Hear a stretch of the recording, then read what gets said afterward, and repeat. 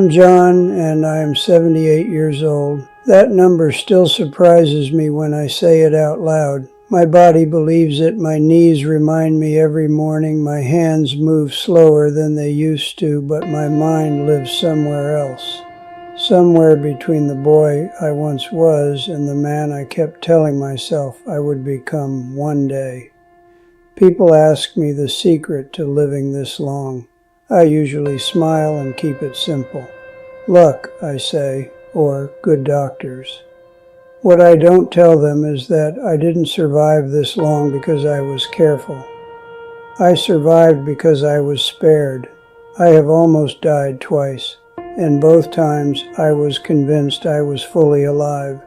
I thought I understood what mattered. I thought staying busy meant I was living on purpose. It wasn't until everything stopped, until I was forced to be still, that I realized how little of my life I had actually been living.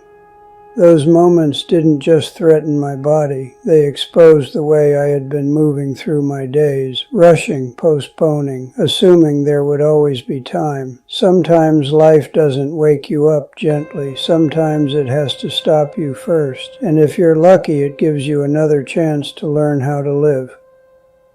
I loved motorcycles. I don't mean casually liked them.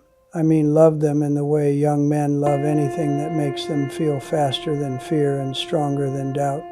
I bought my first bike when I was 24. It wasn't fancy. It wasn't powerful by today's standards. But to me it felt like freedom had finally taken a shape I could sit on. When I rode, everything else disappeared. Work stress, family expectations, the constant pressure to become something. On the bike, there was only speed, sound, and the road.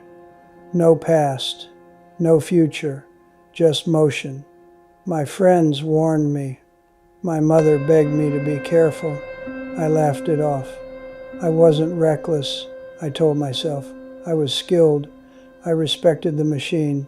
I believed accidents happened to careless people, not to people like me. That belief nearly killed me. It was a clear afternoon. I remember that detail vividly. Not dramatic weather, not rain, not fog, just an ordinary day.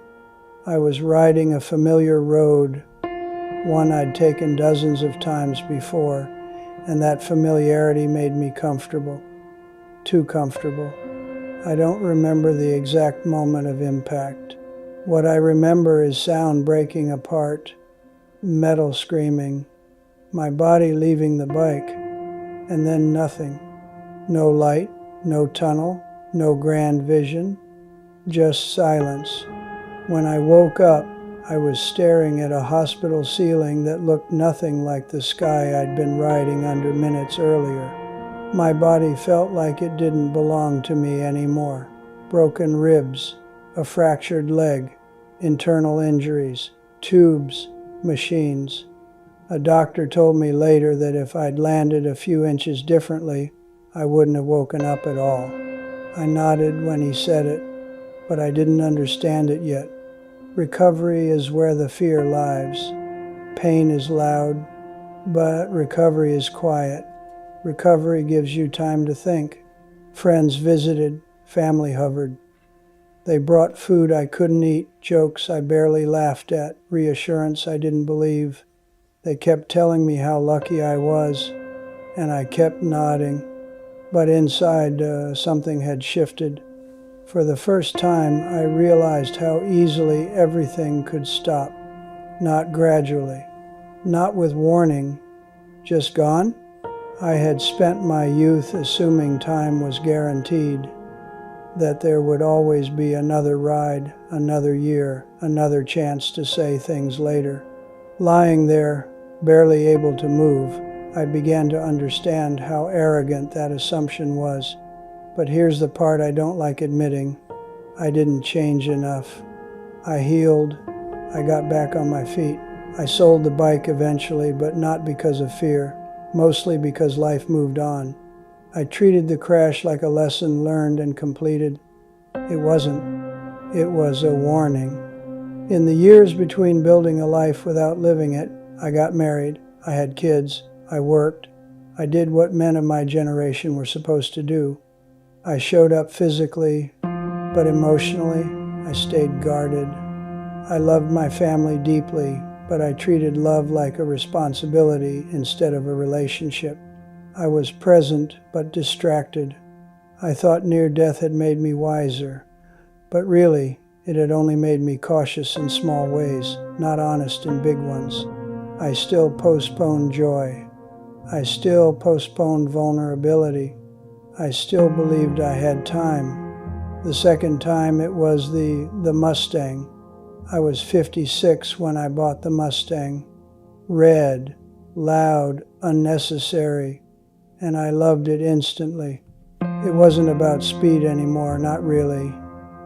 It was about reclaiming something I felt slipping away. Youth, identity, the feeling of being more than a list of obligations. My kids were grown, my marriage was stable but quiet. Life had become predictable. The Mustang made me feel awake again. I wasn't reckless. I truly believe that. I didn't drink and drive. I didn't race. I just enjoyed the road until the day I didn't control it. Another ordinary day. That's what haunts me the most. No warning. A sudden loss of traction, a curve I misjudged, a fraction of a second where instinct failed. The impact was violent. This time, I remember everything. The sound, the force, the absolute certainty that I was dying. There was a moment, brief but crystal clear, where I thought of my children, not as adults, as kids. I thought of my wife, and the overwhelming feeling wasn't fear. It was regret, not regret for the crash, regret for all the conversations I hadn't finished, all the times I'd been there but not really there, all the love I'd felt but hadn't fully expressed. I learned that survival isn't the same as living. I survived again. Broken bones, surgery, weeks of recovery. But this time, something was different. I wasn't relieved. I was shaken because I realized something terrifying. I could die having technically lived a full life without ever fully living inside it. That realization changed everything. I started talking differently. I listened longer. I stopped rushing people. I apologized to my wife, to my kids, to myself. I told my children I loved them without adding advice afterward. I told my wife things I should have said decades earlier. I stopped saving joy for later. It teaches you that time is not a resource, it's a privilege. That people don't remember how responsible you were, they remember how you made them feel. That machines, speed, success, none of it comes with you, but moments do. Presence does, love does. If you're hearing this and thinking, that won't happen to me, I thought the same thing. Twice.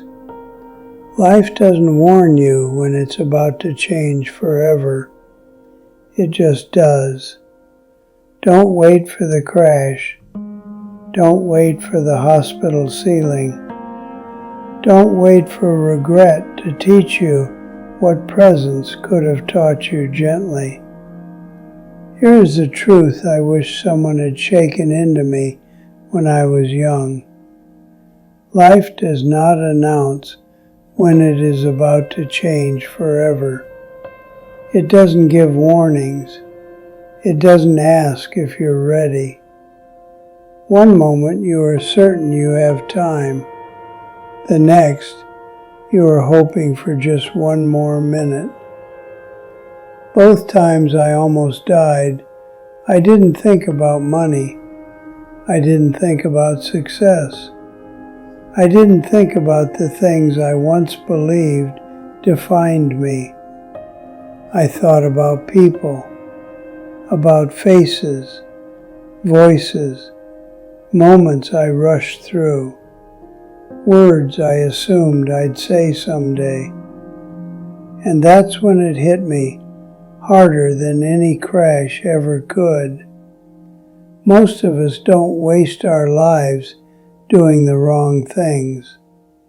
We waste them by postponing the right ones. We postpone love because we're tired. We postpone honesty because it's uncomfortable. We postpone presence because we're busy surviving. We tell ourselves we'll slow down later. We'll be softer later. We'll say what matters later. But later is not promised.